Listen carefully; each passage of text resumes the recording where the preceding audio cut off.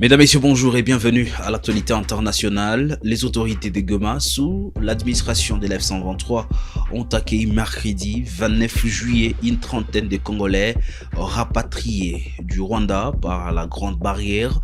Selon elle, ces civils transférés au Rwanda dans le cadre du DDRS de la MONUSCO y avaient été présentés comme des combattants des FDLR.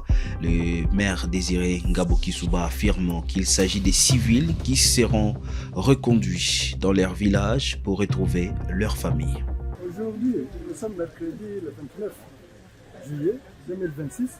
Nous sommes venus ici à la frontière, à la Grande Barrière, frontière rwando-congolaise, Gisenyi, Rubavu et Goma, pour accueillir des soi-disant FDLR qui avaient traversé la frontière dans le cadre du programme DDRR.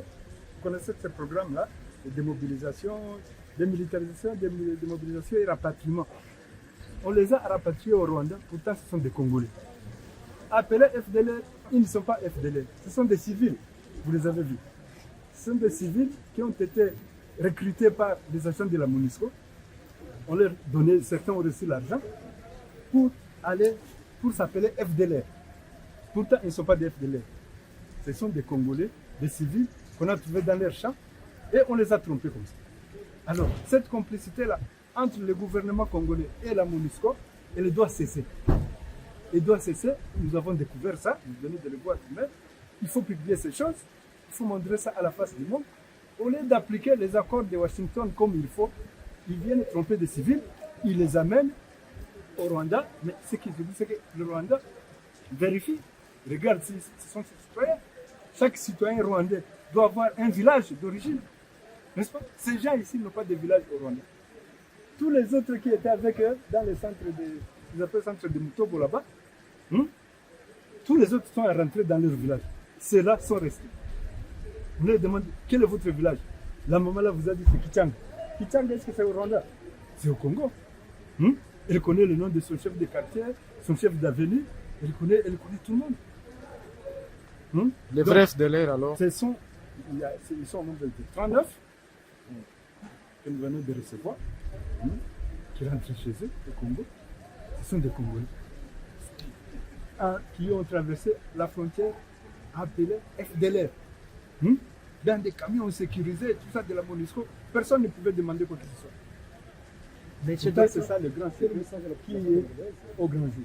Docteur, ces derniers temps, oui.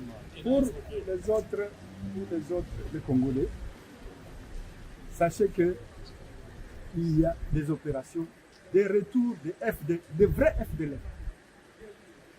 Les deux chefs d'État ont signé, donc le Congo, la République démocratique du Congo et la République du Rwanda ont signé les accords de Washington le 4 décembre 2025, n'est-ce pas? Et il s'agissait de neutraliser et rapatrier les FDLR, n'est-ce pas? Et qu'en retour, le Rwanda allait lever ses mesures de défense face à cette menace-là qui a duré assez longtemps. Alors, il est question, c'est qu'on neutralise ces FDLR-là, qu'on les rapatrie. Le gouvernement congolais traîne le pied. Nous, à ce même endroit, on a rapatrié un général rwandais du nom de Kakweret. On l'a amené ici. J'espère que parmi vous, il y avait des gens qui ont assisté à cette chose. Donc, il y a de vrais FDLR. Il ne faut pas qu'on nous trompe avec des bébés comme ça, de tout ça, des Congolais. Ce sont les vrais FDLR sont intégrés dans les FARDC, sont intégrés dans les Ouazalènes. Ils sont ensemble au front, sur les différents fronts. Ils sont même dans les institutions. C'est eux qui protègent des officiels congolais à Kinshasa. N'est-ce pas? Ils sont utilisés dans toutes les institutions. Au lieu de rapatrier cela, on vient de tromper avec... Le Sénégal renforce la prise en charge des personnes âgées. L'hôpital Fann de Dakar inaugure un centre de gériatrie conforme aux normes internationales. Dirigé par le professeur Kwame, le centre dispose de 41 lits, d'équipements modernes, d'un personnel qualifié et d'une infrastructure neuve pour offrir des soins adaptés aux seniors. Reportage RTS. Cet édifice neuf a été implanté à l'hôpital Fann pour répondre aux besoins des personnes âgées. Le service, qui n'avait que 15 lits, dispose aujourd'hui de 41 lits avec un personnel qualifié, dirigé par le professeur Mamadou Koumé, qui a pendant des années porté le plaidoyer. Il est temps, selon lui, que les personnes du troisième âge soient prises en compte correctement dans la pyramide sanitaire du pays. Pour moi, c'était un rêve d'arriver à matérialiser cette structure au sein de notre système de santé, et voilà, c'est fait. Parce qu'une filière de gériatrie, il y a la filière hospitalière et la filière communautaire. La filière hospitalière, la loi exige dans tous les services qui disposent d'un service d'accueil et d'urgence l'ouverture en amont d'un service de gériatrie. Parce que si vous recevez aux urgences des personnes, la moitié d'entre elles sont des personnes âgées. Et parmi les personnes âgées reçues en urgence, la personne d'entre elles, 50% présentent des symptômes qui ne renvoient à aucun service classique. Pas la cardio, pas la neuro, pas la pneumo, mais pour des symptômes qui sont les symptômes gériatriques, en réalité, qui n'ont été pris que dans le service. C'est pourquoi nous avons ouvert cette filière. Des conditions réunies pour soulager la solitude des pensionnaires du centre de gériatrie.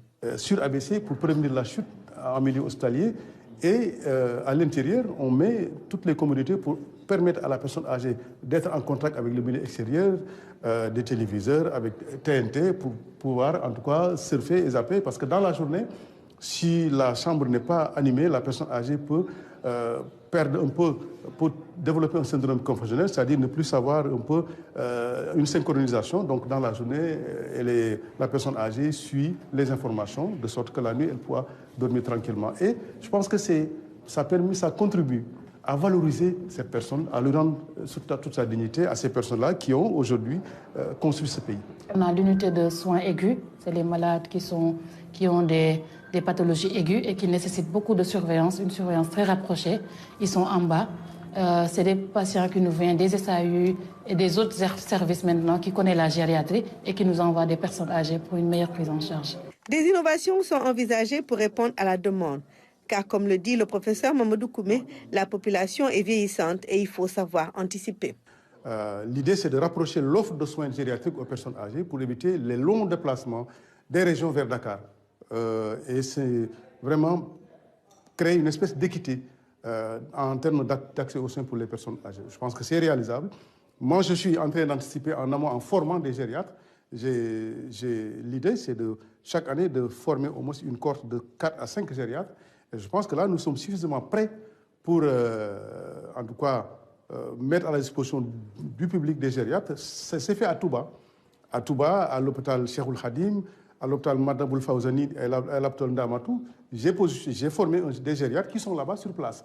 Un personnel qui, en plus de la formation, met en avant l'humanisme, savoir être patient et à l'écoute d'un être humain qui, au fil des années, perd son autonomie. Et avec nos grands-parents, surtout les hommes, c'est très familial, Et ça nous aide un peu à oublier la charge de travail. On y va à fond. C'est des mains par-ci, des mains par-là, des chéris. Loudjou, comment vas-tu? C'est très agréable, vraiment, c'est très agréable. Au service de gériatrie de l'hôpital Fann, c'est un personnel qualifié, disponible H24, 7 jours sur 7 et qui travaille sans relâche pour la santé de cette couche vulnérable, les personnes du troisième âge qui ont besoin d'attention, de soutien et surtout d'écoute. Le président du Bénin, Romuald Wadani, a installé mardi 28 juillet 2026 le membre de la Commission nationale de réforme du droit. Cette commission proposera des réformes pour adapter les lois du pays aux défis actuels. Monsieur le Président de la République. Le cérémonial est sobre, mais l'enjeu est de taille. En installant les membres de la Commission nationale de réforme du droit, le président de la République donne le coup d'envoi d'une nouvelle phase de modernisation du système juridique béninois. Créée comme un organe permanent de veille législative, cette commission a pour mission d'examiner les textes existants, d'anticiper les mutations de la société et de proposer des réformes capables de renforcer la sécurité juridique et l'efficacité des institutions. Il s'agit d'identifier dans tout ce qui existe comme dispositif législatif, les dispositions qui pourraient paraître désuètes parce que nos us et coutumes nos usages, les accords internationaux auxquels nous avons adhéré, bref, parce que le monde évolue, certaines dispositions pertinentes hier ne sont plus pertinentes aujourd'hui. Il y a quelques années, ces enjeux d'aujourd'hui n'existaient pas. Donc le droit positif apparaît aujourd'hui totalement silencieux sur certains pans de nos cités. Leur rôle également, c'est d'identifier ces vides juridiques et de faire des propositions pour les adresser. Composée d'universitaires, d'avocats et de spécialistes du droit, la commission est appelée à faire du droit un véritable levier de développement face aux défis liés à la transformation numérique, aux évolutions économiques et à la protection des droits fondamentaux et surtout aux engagements internationaux du Bénin. Ça veut dire que lors de vos travaux, vous devez avoir à cœur d'élargir vos consultations au plus grand nombre de personnes. Il est prévu que la commission fasse appel aux experts. Mais au-delà des experts, je vous engage à élargir vos travaux, vos recherches, vos consultations à toute personne capable d'apporter de la contradiction, des compléments d'information, du savoir pour enrichir vos travaux. Cette installation officielle consacre ainsi la mise en place d'un instrument permanent de réflexion et d'innovation juridique destiné à accompagner les grandes réformes de l'État et à consolider l'État de droit. D'un pays à un autre, on se dirige en Côte d'Ivoire à l'approche du 66e anniversaire de l'indépendance de la Côte d'Ivoire. Yopogo présente un réseau routier rénové. Les principaux axes infrastructures sont prêts à accueillir les festivités du 7 août. Les travaux renforcent l'image de la commune hôte de cet événement national.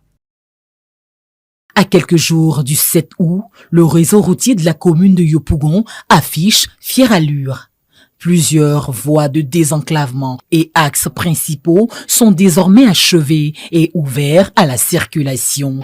Un travail de longue haleine initié par l'État de Côte d'Ivoire qui a mis les bouchées doubles pour offrir des infrastructures de qualité aux populations. Le chef de l'État, son Excellence Alassane Ouattara, a fait honneur à la commune de Yopougon en choisissant Yopougon pour abriter les cérémonies de la célébration, comme les années antérieures, que les 66 ans de la Côte d'Ivoire soit une célébration vraiment festive. Déjà, on veut s'assurer que les choses sont bien lancées et que ce qui a été demandé par les services, dont les services des forces de défense et de sécurité, est pris en compte pour que la fête soit vraiment une grande réussite. Au total, ce sont 50 km de voirie et 7 axes routiers de la commune qui bénéficient de nouvelles couches de bitume, notamment la voie du lavage au complexe Jesse Jackson, la voie du complexe Jesse Jackson au nouveau quartier et au stade BAE, la voie du terminus 40 au Petit Toit Rouge, stade BAE, la voie de Kenya à Bel-Air, la voie du premier pont au Carrefour Sable et bien d'autres. Lavage jusqu'à William-Ponty en partant en Kenya, c'était fermé en début de semaine pour des travaux de réhabilitation des voies. Actuellement, comme vous voyez, c'est fluide. C'est vrai, la circulation n'était pas facile, mais maintenant ça va. Vraiment, on arrive à sortir, on arrive à vaquer vraiment un peu à nos occupations. Avant, par exemple, pour prendre un trajet comme ça, comme ici, Figaro comme ça, il faut prendre au moins 10 minutes, 15 minutes. Et maintenant, là, peut-être en 2 minutes déjà, tu es déjà arrivé à destination. Au-delà des festivités de l'indépendance, chaque route réhabilitée représente un investissement majeur pour la sécurité, la mobilité et le bien-être des habitants. Je bénis les hommes politiques là, qui ont choisi Yopougon pour arranger les routes. Notre Figaro, avant, il y avait un terre rouge. Même quand on dit les funérailles, il peut dire après les funérailles, les pieds sont tous les pieds sont déjà poussiéreux. Mais aujourd'hui, bon, bien bitumé, avec la fin de l'indépendance, ça sera bien joli. Tu viens, tu vas à la maison tout propre. C'est l'entretien, nous-mêmes, notre mentalité avec laquelle nous vivons, c'est encore ça un des problèmes. Aussi nos ménagères qui font la cuisine en bordure de route et qui versent l'eau. Des kilomètres de bitume qui transforment le quotidien des riverains et rapprochent les quartiers. Si le bilan d'avant la fête affiche de belles réussites, l'extension et l'entretien régulier du réseau routier restent désormais les principaux défis à relever. Et c'est la fin de l'actualité internationale. Mesdames, Messieurs, merci à vous de l'avoir suivi.